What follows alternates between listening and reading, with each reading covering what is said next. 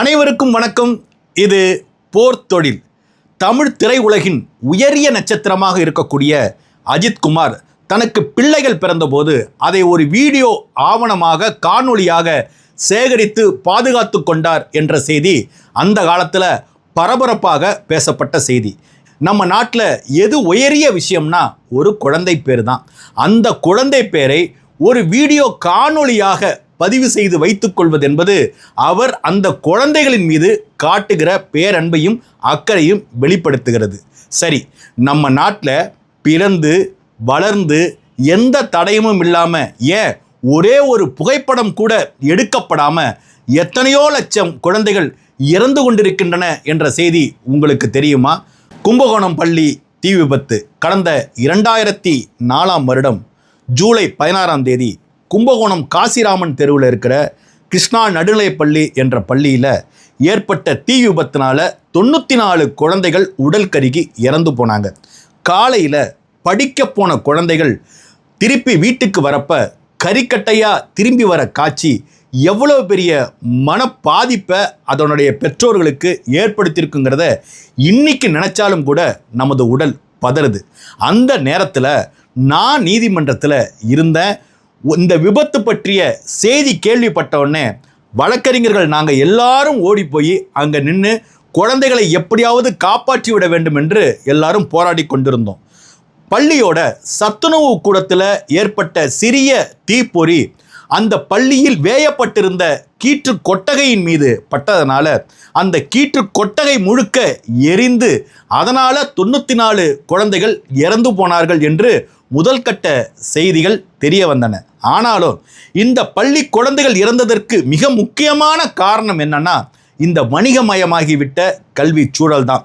இந்த குழந்தைகள் இறந்த பிறகுதான் பள்ளிக்கூடங்கள் என்பது பாதுகாப்பாக அமைக்கப்படணும், கீற்று கொட்டகைகள் அமைக்கப்படக்கூடாது என்று உயர்நீதிமன்றத்தின் ஆணை காரணமாக எல்லா பள்ளியின் கீற்று கொட்டகைகளும் அகற்றப்பட்டு உலோகத்தினாலான கூரைகள் மற்றும் காங்கிரீட்டு கூரைகள் போன்றவை அமைக்கப்பட்டன. இதில் மிக முக்கியமான காரணம் என்னன்னா, அந்த பள்ளி தாளாளரோட பேராசங்க. அந்த பள்ளி தாளாளர் குழந்தைகள்டேந்து வாங்குகிற கட்டணத்தை கட்டிடத்தை சரியாக்குவதற்கு பயன்படுத்தி கொண்டிருந்தார் என்றால் இந்த பெரிய தீ விபத்து ஏற்பட்டிருக்கிறது. அப்போது தமிழ்நாட்டின் முதலமைச்சராக இருந்த அம்மையார் ஜெயலலிதா இந்த தீ விபத்து பற்றிய செய்தி கேள்விப்பட்ட உடனே கும்பகோணம் கல்லூரிக்கு ஹெலிகாப்டர் மூலமாக வந்து இறங்கி அந்த பள்ளிக்கூட வளாகத்தை பார்வையிட்டாங்க. கேள்விப்படுபவர்கள் எல்லோருக்கும் உள்ளம் பதறிப்போனது. ஏனென்றால் அந்த 94 குழந்தைகளோட பெற்றோர்கள் கும்பகோணத்தில் வேலை பார்க்கக்கூடிய சாதாரண கூலி தொழிலாளிகள் மற்றும் எளிய குடும்பத்தின் பின்புலத்தை சேர்ந்தவர்கள், நடுத்தர குடும்பத்தினர். இப்படி எளிய பின்புலத்தை சேர்ந்த குழந்தைகள் படிக்க செல்லும் போது பாதுகாப்பாக வீட்டிற்கு திரும்பி வரணுங்கிறது தான் ஒவ்வொரு பெற்றவங்களின் கனவாக இருக்குது. ஆனால் கறிக்கட்டையாக திரும்பி வந்த அந்த காட்சியும் அங்கே குழந்தைகள் இட்ட அந்த மரண ஓலமும் இன்னைக்கு நினச்சாலும் உள்ளம் பதறிப்போகுது. அதனால தான் இந்த 94 குழந்தைகள் பலியான இன்றைய தினமான ஜூலை 16 கல்வி உரிமை நாளாக அறிவிக்கப்படணும்னு கும்பகோணம் பகுதி மக்கள் நீண்ட நாளாக தமிழ்நாடு அரசாங்கத்துக்கிட்ட கோரிக்கை வச்சுக்கிட்டு இருக்கிறாங்க. அதோடு மட்டும் இல்லாமல் இன்று அந்த பள்ளி வளாகம் தீப்பிடித்து எரிந்த அந்த பள்ளி வளாகம் இன்றைக்கும் அப்படியே இருக்குது. அந்த பள்ளி வளாகத்தை முற்றிலுமாக இடிச்சிட்டு குழந்தைகளுக்கான ஒரு நினைவு வளாகத்தை உருவாக்கி தரணும்னு பெற்றோர்களோட கோரிக்கையாக இருக்குது. இந்த நொடி வரைக்கும் அந்த பெற்றோர்களுக்கு அளிப்பதாக சொல்லப்பட்ட அந்த இழப்பீடு கூட இன்னும் சரியாக அளிக்கப்படவில்லை என்பது வேதனைக்குரிய, வெட்கப்பட வேண்டிய ஒரு முக்கியமான செய்திங்க. இந்த கும்பகோணம் பள்ளி தீ விபத்து என்பது மிகப்பெரிய தாக்கத்தை சமூகத்தில் ஏற்படுத்தியிருந்தது. இன்றைக்கி நீங்கள் பார்த்தீங்கன்னா அதில் 94 குழந்தைகள் படமும் இருக்குதா அப்படின்னு பார்த்தீங்கன்னா அதில் ஒரு குழந்தையோட படம் இல்லைங்க. காரணம் என்னென்னா, அந்த பிரியா என்று சொல்லக்கூடிய அந்த குழந்தைக்கு ஒரு ஃபோட்டோ கூட இல்லை. இன்றைக்கி நீங்கள் பார்த்தீங்கன்னா அந்த 94 குழந்தைகள் படமும் இருக்கும். ஒரே ஒரு இடத்துல மட்டும் அந்த பிரியா என்கிற அந்த குழந்தையோட பேர் மட்டும் எழுதப்பட்டிருக்கின்ற ஒரு கொடுமையான சூழல். இதிலிருந்தே நீங்கள் புரிஞ்சுக்கலாம் அந்த குழந்தையோட பெற்றோர்கள் எவ்வளவு வறுமையான ஒரு குடும்ப சூழலில் இருந்திருக்கிறாங்கங்கிறத. ஒரு குழந்தைய ஒரு படம் பிடித்து பாதுகாப்பாக வைத்து அதை பள்ளிக்கூடத்திற்கு அனுப்பி கொண்டாட வேண்டிய பெற்றோர்கள் ஆனால் இப்படி குழந்தைய கறிக்கட்டையாக திரும்பி பெற்றுக்கொண்டது என்பது மிக வேதனைக்குரிய ஒரு விஷயம். வணிகமயமாகிவிட்ட கல்வி சூழல் என்பது 94 குழந்தைய கொலை செய்துன்னா அதற்கு யாரு பொறுப்பேற்பது? நீங்கள் யோசிச்சு பாருங்க. இன்னைக்கு தனியார் பள்ளிகள் எந்த அளவுக்கு இருக்குங்கிறத யோசிச்சு பாருங்க. ஒவ்வொரு பாட வேலைக்கும் ஒவ்வொரு ஆசிரியர் இருக்கிறாங்க. பள்ளிக்கு சென்று வருவதற்கான போக்குவரத்து வசதிகள் சரியாக செய்யப்பட்டிருக்கின்றன. மிகப்பெரிய பள்ளி என்று சொல்லக்கூடிய பல பள்ளிகளில் பள்ளியின் வகுப்பறைகள் குளிர்சாதனம் செய்து வைக்கப்பட்டிருக்கின்றன. ஆனால் கிருஷ்ணா பள்ளி போன்று இந்த நாட்டில் ஏராளமான பள்ளிகள் இருக்கின்றன. அரசு பள்ளிகள் இருக்கின்றன. ஓராசிரியர் பள்ளிகள் இருக்கின்றன. இன்னும் சரியாக வகுப்பறைகள் இல்லாமல் மரத்தடியில் நடக்கக்கூடிய பள்ளிகள் இருக்கின்றன.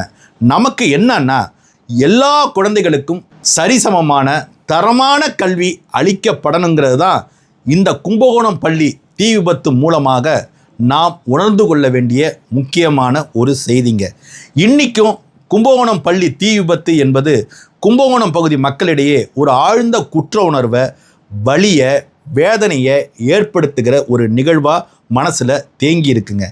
அந்த நிகழ்ச்சி நடந்தபோது நான் நேரடியாக அந்த களத்தில் இருந்தேன். இந்த பள்ளி தீ விபத்து இதில் 94 குழந்தைகள் அளவுக்கு இறந்து போனதற்கு மிக முக்கியமான காரணம், பல பிள்ளைகள் தீ பிடிக்க தொடங்கினோடனேயே தப்பிச்சா போதும்னு வெளில ஓடி வந்த பிறகு தங்களுடைய பையை மறந்து வச்சிட்டோம், டிஃபன் பாக்ஸை மறந்து வச்சிட்டோம், அதை எடுக்காமல் போனால் பெற்றவங்க திட்டுவாங்கன்னு நினச்சிக்கிட்டு அந்த எளிய வறிய குடும்ப பின்புலத்தை சேர்ந்த அந்த குழந்தைகள் புத்தகங்களை எடுக்கவும், டிஃபன் பாக்ஸை எடுக்கவும், வாட்டர் பாட்டில் எடுக்கவும் மீண்டும் பள்ளிக்குள்ளே ஓடி அதில் பிள்ளைகள் தீ விபத்தில் இறந்து போன செய்திகளும் நம் மனதை கனக்க செய்கின்றன. இந்த காணொளியில் ஆரம்பத்திலே நான் சொன்ன மாதிரி அஜித்குமார் போன்றவங்கெல்லாம் குழந்தையோட பிறப்பிலிருந்து குழந்தையோட ஒவ்வொரு வளர்ச்சி கட்டத்தையும் பதிவு செய்து அந்த குழந்தையை கொண்டாடக்கூடிய பெற்றோர்களாக திகழ்கிறாங்க. ஆனால் நாம் வாழ்கிற அதே சமூகத்தில் தான் பிரியா போன்ற ஒரு குழந்தை எந்தவித புகைப்படமும் எடுக்கப்படாமல், அது இந்த பூமியில் வாழ்ந்ததற்கான ஆதாரம் கூட இல்லாமல் நமக்கு இடையே வாழ்ந்து இறந்து போகிற காட்சியும் நம்மால் காண முடிகிறது. இந்த ஏற்றத்தாழ்வு சரியாகணும்னா பெற்றோர்களைய நாம் சிந்திக்கணுங்க.